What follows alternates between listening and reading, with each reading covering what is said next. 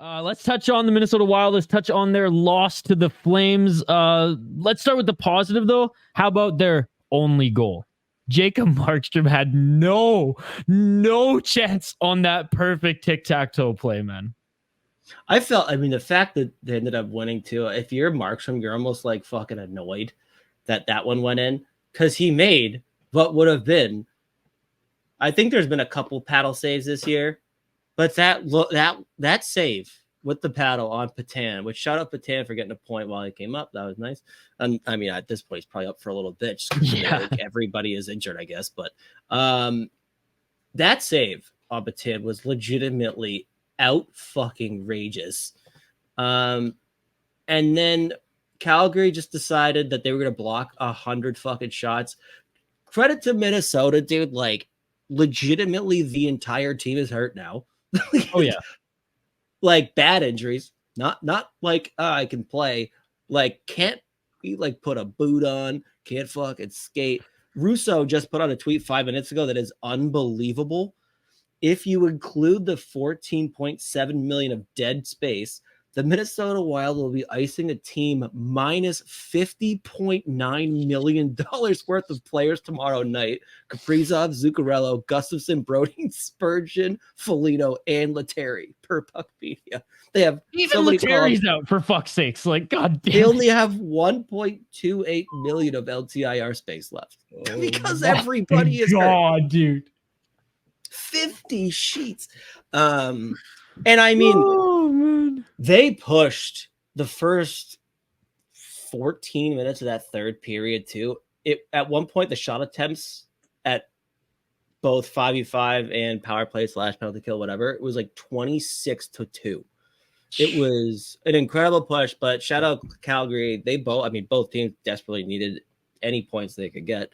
But Calgary did the thing that they've been doing lately when they do win, which is just block every fucking shot. I think there's two guys who just, their bodies take more abuse than any other human being I've ever seen play in the NHL, Chris Tanev and Ryan Lindgren in New York. Lindgren's bleeding 60% of the time he's on the ice. Like, he always, like, he's just like, it's if he like has a shift where he doesn't end up like taking a stick, a shoulder, his own teammate stick, a puck, anything to the face and starts bleeding, he just like, well, he'll do it himself. I swear to God, he's always bleeding. But like him and Chris Tanev, like, I know, dude. He has to lead the league in like getting obliterated by opposing forecheckers or blocking shots with every part of my body. So you want to know, like, straight up, one of the reasons why Vancouver never extended him more than like 3 years here, 2 years is because of that. They're like, we probably like, should.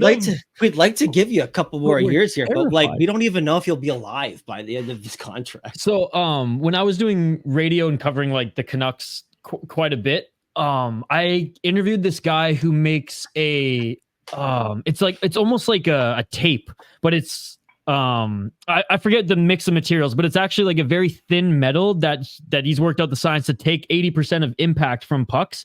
And the Tanevs were his test dummies because it's a Winnipeg company. That's where they're from. And he said that they were the first two guys to apply them to basically anything, obviously not being like any of the plastic guard. But he started with the skates because Tanev's always blocking with that ankle. And as soon as he, like, both of them went on an injury-free run upon putting on that like shield tape, I think like the whole Jets started using it. And then I think there's like 15 teams now who have guys who use it. So again, I'll actually include it in the description. I forget it off the top of my head, but I'll go back and check out the company and I'll put it in the description of the podcast because it's super interesting. And he was just joking. He was like, I had to find 2 NHL players who'd like block everything. Local guys would have been, key Tanevs. And I was like, yeah, that makes perfect sense. So, yeah, man, it's absolutely insane. I am happy that he made some money with the Flames. I don't think he's ever going to go back to Vancouver, but always Vancouver fans. Can we get Tanev back? Oh, whenever there's trade rumors, is Tanev going to come back? No, he's not coming back.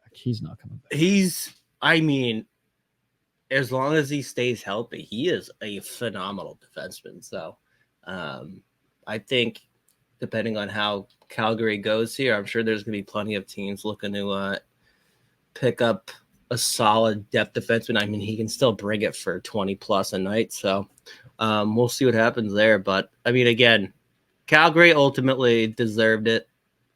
That game last night, like, again, they survived that push from Minnesota. And then I thought they actually ended up last, like, couple minutes of that game, they really took it to. Fleury made some ridiculous saves too. So, I mean, Minnesota's in just one hell of a tough spot with all these fucking bad injuries. Like nothing short term. No one's like day to day. Like everyone's just like, I can't walk. I can't move anything. Spurgeon back on LTI. Damon Hunt coming up, so I guess there's that positive. I mean, whenever there's a lot of injuries and the team has a lot of prospects, especially in the AHL, right? Like who are buzzing in the AHL. At least we know, again, as Wild fans and those who cover the team, it's like, okay, at least we get a look at these guys. And I know that's not the scenario we want. That's not what we were wishing for. But again, glass half full over here. Like, it's something. And we've wanted to get a look at Damon Hunt all season. I have anyways, over the likes of fucking John Merrill. So at least we're going to see him. And, you know, how do you think he fares, though, being thrown into this fire? Yeah, I mean, when he's come up and played, like, he looks like he can hang. So, I mean, I think the big thing with him is going to be figuring out exactly like the pairs. So we'll see again. Like when I haven't been able to, I'm usually watching every last few years anyways. I usually am tuning into essentially every Iowa game. I've probably caught maybe 10 or so live, gone back, and then usually we'll watch specific guy shifts, but like, I mean, he's been a beast when he's playing in the AHL too still. So, yeah, I don't know. I think he looks like he fits in when he plays. So I think he'll be fine. Like, it's not a case where you're just like holding your breath, hoping like every time he touches the puck that he's just like making a simple pass or whatever. But I think he plays a relatively mature, sound game at this point. And I've been just like, it's like, oh boy, are you going to have to pair him with Bogosian, who's been fine. But yeah, I know. I think the thing's just going to be figuring out exactly how the pairs work out here. So we'll see what happens. Or you can do what Sean Cosgrove just said and tank for Celebrini. You have to tank, but you also have to pray a little bit because the hockey gods are not kind to me. Yeah, I mean, at this point, the fucking Winnipeg Jets are never going to lose another hockey game. So like... And they're still never going to get the first overall pick. Yeah, no matter what. So we'll see. It's crazy. Like before they fired Dino there and brought in Hines, I mean, they were losing every goddamn fucking hockey game. And it was at the point where Russo was like, I think actually the smart thing would be lose and get just a really high pick that can play soon. Because this is looking quite bad. I don't know. Like, God, the thing with the Central is I just feel like you've got Dallas on another level. Colorado, they've been hit or miss, but usually when healthy, they're on another level. But then Winnipeg this year has just been like, we will be nasty this time and we will never lose a hockey game. So you're like, oh, God damn it. So it's just like, I don't know. I don't even know how many points they're out now. But I mean, we're at the point now where they need every single win they can get, and the entire team is hurt. So, you know, that's how things usually when it rains, it pours, and it's fucking pouring. Yeah. And at this point, if you give some of your younger guys, you know, more minutes and things like that, I mean, maybe they're still going to go for it. Obviously, every team's going to still go for it, but theoretically, maybe they continue to lose throughout this month and next. Then you kind of go, okay, we're going to give the guys some more minutes here and strategically tank without going full Buffalo. Neuver wins 3 games in a row and you ship his ass out of town because you're tanking for McDavid, right? They're not going to go like that, nor do I expect any team other than Buffalo that year, which was fucking hilarious to see that poor goalie finally go on a win streak and get shipped out of town. But yeah, this might just be one of those years where, you know what, it didn't go our way. Injuries more than anything. And it sucks when it's like one of Fleury's last seasons too, but it's just like this is the cards they were dealt. If they can get a good pick out of it, if they can, you know, see what they have in some of these young guys and have a better understanding of, okay, who are we going to move forward with? Who can we, you know, flip for assets? You know, this could be and again, with the way the West is this year, like you look at the teams ahead of them for the wild card, and like I think there's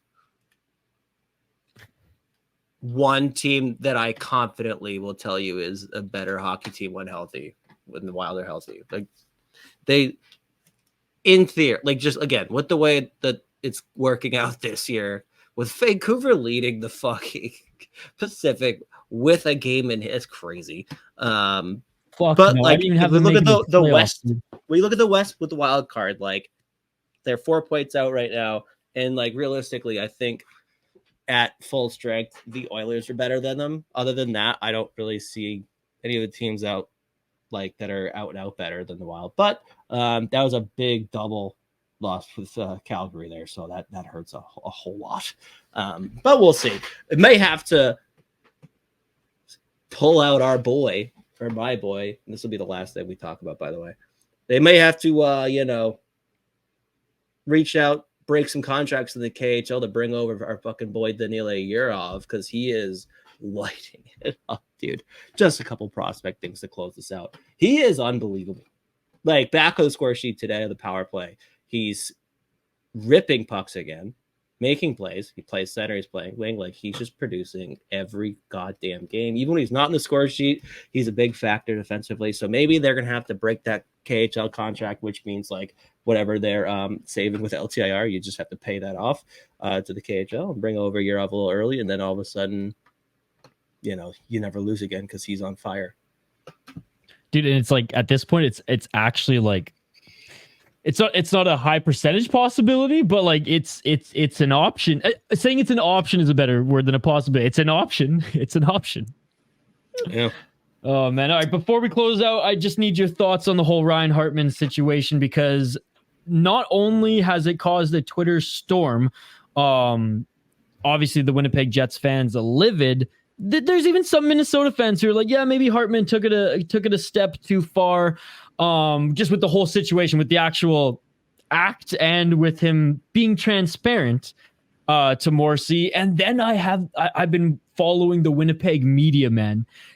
And they have been it's been, I don't want to say unprofessional, but they are not happy with our boy Ryan Hartman. Obviously, I don't think you should intentionally stick anybody in the face, but I value transparency, and I think the whole situation is fucking hilarious. And I'm backing Hartman. I'm backing Hartman. I think we should have more transparency in this game. You're fucking right. Yeah, you should just end this. Just end this now. I don't like. It's just weird how up it like. Did he do something to Morrissey too? Oh, sorry. Perfetti, right? Perfetti, yeah, sorry. Morrissey came out and talked about it. That was the one thing. I mean, yeah, Perfetti's fine. Is he not? Yep. Yeah, he came back eventually and played. Like, he's fine. If anyone thinks this doesn't happen constantly, like, you're out of your fucking mind. Yeah, should he have done it? No. Obviously not. But, I don't know. Like, it's weird that is. See, that's the thing. Usually, it used to be how like wild fandom / like Minnesota Twitter used to be back when it was just like the old days of like Parise and fucking Suter. It was just like everyone, like the whole world, be like the Minnesota Wild are boring, and the Wild fans were like, I don't know. I guess so. Like, we have fun in the games, but like, yeah, we get it. And Winnipeg Jets fans usually used to be like, yeah, our team fucking drives us nuts. We don't really give a fuck about it. Like, whatever. Like, we hate us just as much as everyone else does.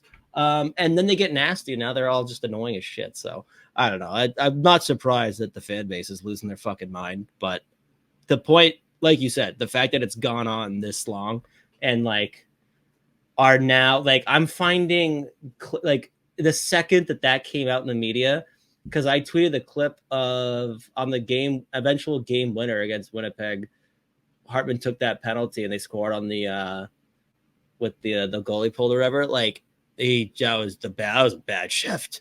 Like, just stopped moving his feet. Absolutely could have like won a puck race and whatever, negated the stopped the play or whatever. Just didn't do it. I had 10 people from Winnipeg quote tweet that 4 days later, like, ha, what a fucking loser. And I was like, oh Jesus Christ, here we go. Yeah, I mean, it's a weird thing to like latch onto, but I mean, I get it. It's like fucking, I don't know. Twitter is just God. Some people should be just limited to how many times you can really like spout off at this point. Oh, I forget who it was, but someone said that he's a poor man's Tom Wilson, and that's why we love him, because he's on our team. And I was like, fucking right he is, baby. Let's go. I'm gonna hurt you, kid. I'm gonna hurt you because you hurt our guy. All right. Whack. Wasn't even him. Hartsey, wrong guy. Oh fuck. All right. Damn it. Hey, Middleton said it. Hartsey's a piece of shit out there. Great interview. I still love that one, but I mean, whatever. I mean, if you're up in arms about it, fine. Ride for your team. Like, I guess it's media that threw me off. Pretty weird. Yeah, it is weird when it's like the media turns into like when they like take Twitter. It's like, this is our entire radio hit today for 4 hours. 100%. It is crazy. And yeah, Mike, other than when, and again, you're right, this was almost a decade ago when they had like that crazy defense, when Buff was still there, Myers was still there, right? And like that was when they were relevant. We all thought they were going to win the cup. 18. Vegas beat them. Vegas kicked the fucking dog shit out of them in the conference final. So, and Mike, you don't got much going on up there other than the Winnipeg Blue Bombers, which that team is, I mean, if people can like stomach to watch another team play hockey when you don't like their fan base on Twitter, it's a very fun team. Like the haul they got for Dubois, like real nice, but whatever.